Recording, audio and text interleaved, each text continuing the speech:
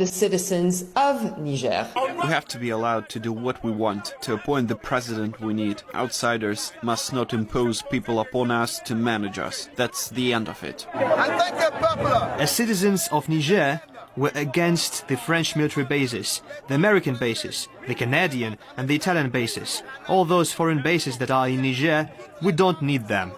Our armed forces must not give in to any blackmail. Niger is resilient. We are resilient. What we produce, our GDP, is more than enough for us to survive. We call on the armed forces, the security forces, to resist those attempts to blackmail us. It's interesting, when it comes to the conflict in Ukraine, Macron makes it all about the interests of Ukrainians. But when unrest breaks out in Niger, it's all about French interests.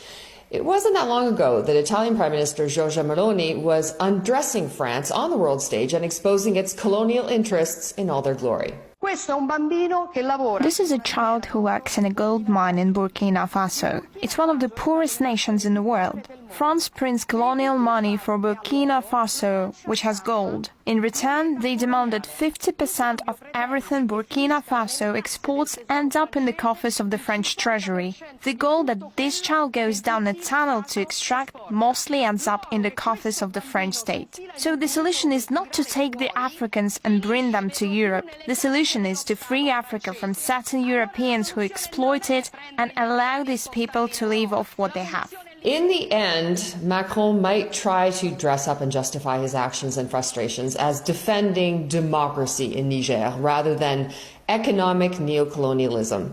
But the reality is that the emperor really is just standing there in his fancy Lacoste boxer shorts by this point. Well, earlier we discussed this with an activist from South Africa who says that Niger's sudden decision to stop exporting uranium and gold will bring some rather severe consequences to France.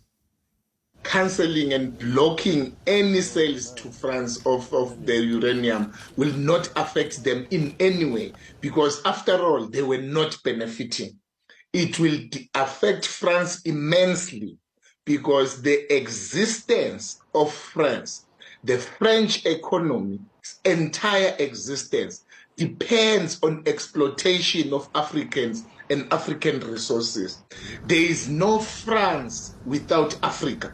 And I am happy that the Francophone, the French-speaking African countries are eventually waking up and demanding their worth and realizing their worth.